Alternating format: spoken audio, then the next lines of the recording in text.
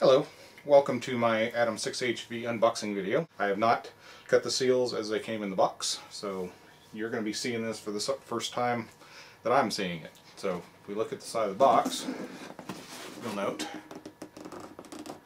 maybe, that it does say FL Kit, which I assume is a Flybarless. If we look at the barcode, you'll see it does say Atom 6HV FBL. So that's how you'll know that this is the Flybarless kit, because there's no other markings on it that indicate that. Because this is the same box that's used for the Flybarless. So let's go ahead and put this thing across on the side, and we'll cut open the seals and see what we have.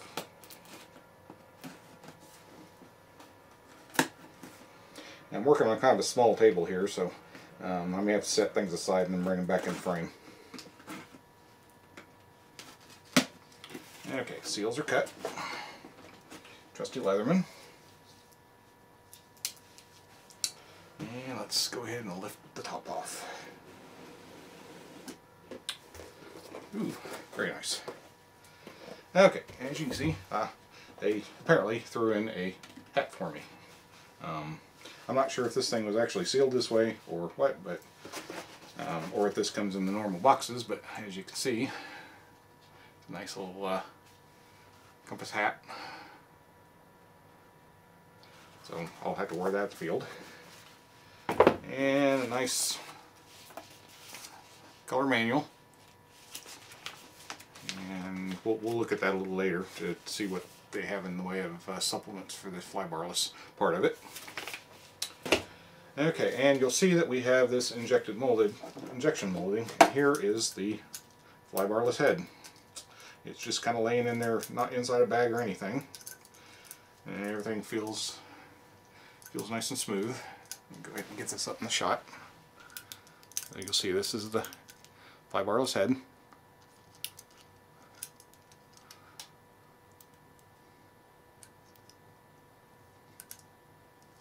Okay. And there's one set of linkages for it. They are actually in a bag. And I need to find the other set. So let's go ahead and cut the tape on where the boom's mounted.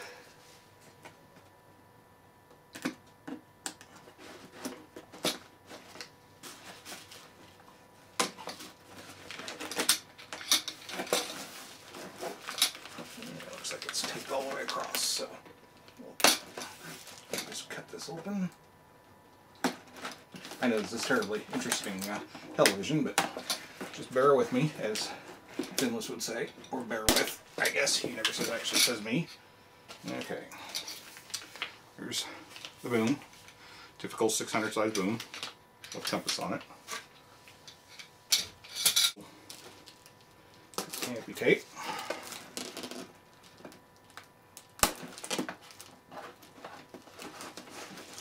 Places. Very nice little canopy. Suspect things shook around a little bit so that some pieces moved around. I'll find everything, but as you can see, nice canopy. And inside we have the battery strap and blade holder.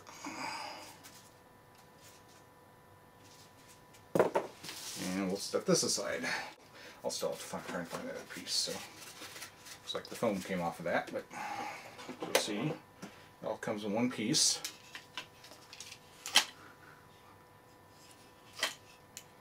And the main gear is just kind of stuffed in here, and let's see if I can actually take it out. It's jammed in there pretty tight.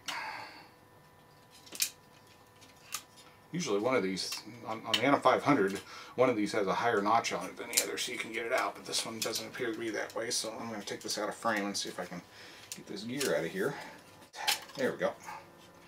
Okay, there's the secondary gear, main gear. It's got the Jesus bolt already run through it, so so it's just all in one piece. And here's the frame without the gear in it. Take a look at this motor, because these motors are always amazing. But you can see the big old windings in that thing, just like the Atom 500. But it just looks like the big brother of the Atom motor, the Atom 500 motor. So here's that. Now let's see if we can find under here the rest of the linkage. Ah, here's the rest of the pieces. Maybe. Okay. So everything's stuffed under the injection molding. Ah, there's the other one. So I'm not sure why.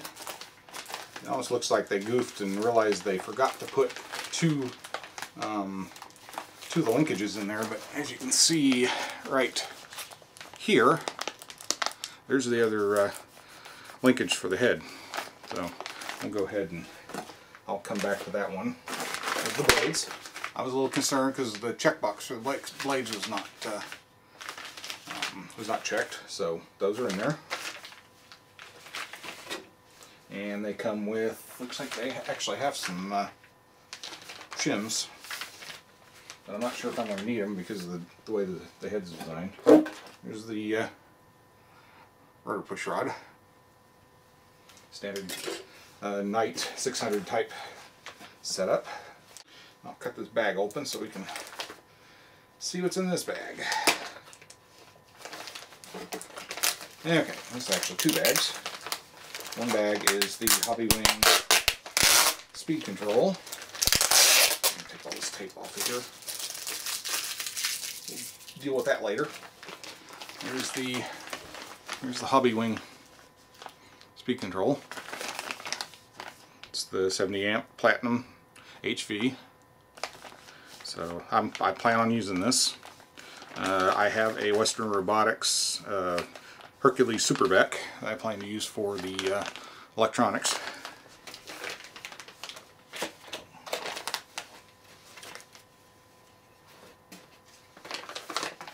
And here's the other bag. It's got tail blades in it and a bunch of other stuff. So I'm not gonna go too far on this. I just want to get this bag here open so you can just see what's in here. Anyway, there's the second. Here's the second link for the Flybarless head. I'm not sure why one of them was laying in there by itself. Apparently they goofed at the factory and had to rebox it, which would explain why there were two pieces of tape across the box. Okay, here's the tail unit. The blades are in the same bag. There's that nice metal tail. And I like this versus the Atom 500 because it's actually a three-piece tail design. So you don't have to worry about fumbling around trying to get those shims in there next to the tail pulley, which is really nice.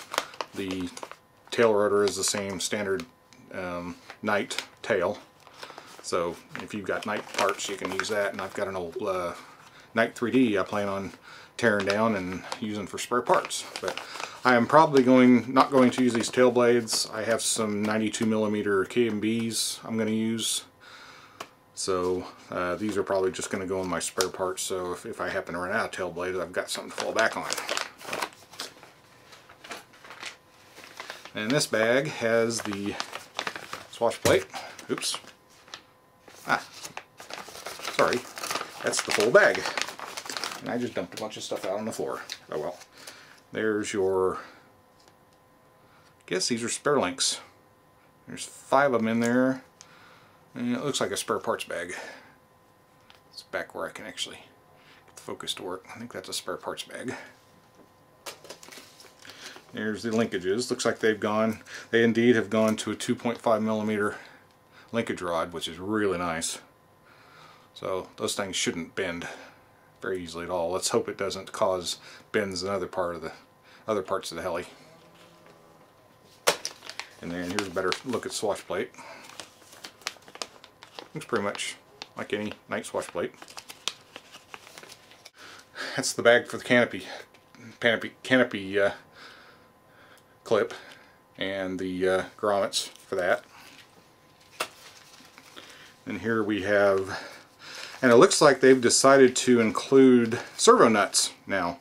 The earlier builds I've seen expected you to actually screw the screws into directly into the carbon fiber, but now we've got servo nuts in here. So this is the hardware bag for that. It's got some balls in it and some washers, that type of stuff. So that's that.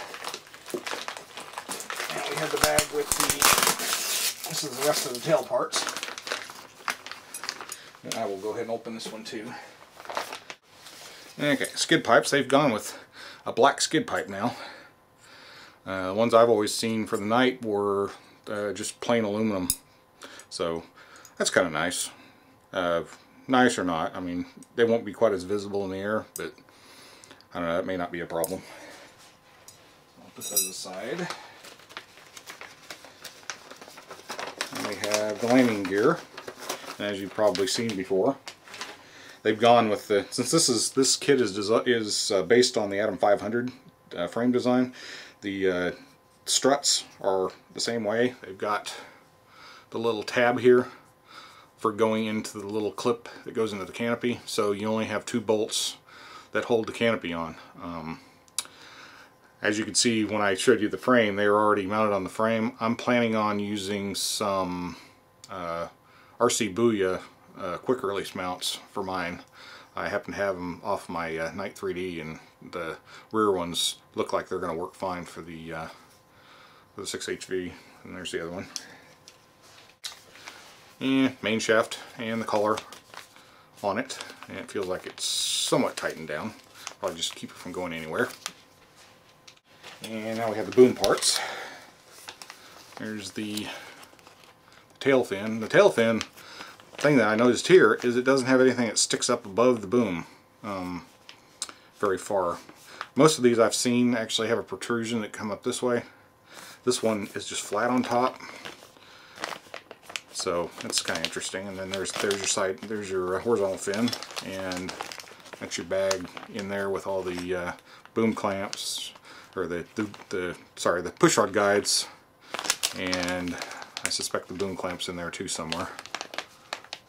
Yeah, there it is. There's the boom clamps. You can sort of see them right there. I'm not going to open that bag. Let me show you a little bit on this frame. Some things they've done. I don't have the other frame for reference, the Flybarless frame, but if you'll notice from this frame, for one thing, the servos mount a little further back. So actually you can see it more on this side. That right here, you'll notice the overlap across where the gear is. If you compare that to the other ones, you'll notice these are pushed back some, and that's just because the Flybarless system really needs smaller throws on the servos, so it uses shorter servo arms. So that's just pushing the servos closer to the main shaft, so you can use those shorter arms and get, you know, your geometry right on your push rods. The other thing you'll notice that they've done is this little notch right here. On the other frames, this comes straight down on the Flybarless.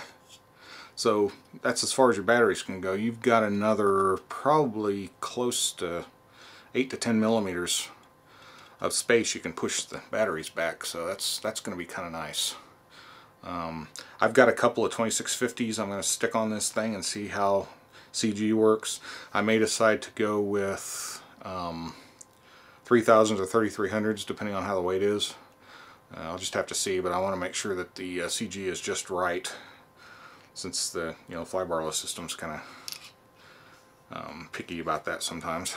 And here, let me show you this here too. You'll notice here's your the pinions already on the motor, and there's your counter bearing assembly. Kind of see that. So, and there's the canopy mounts that I'm going to replace, and that's the Atom 6HV Flybarless kit. So I hope you've enjoyed this. One of the things I discovered about the boom supports once I found them was that they're black, which I really like. I never cared much for the plain aluminum.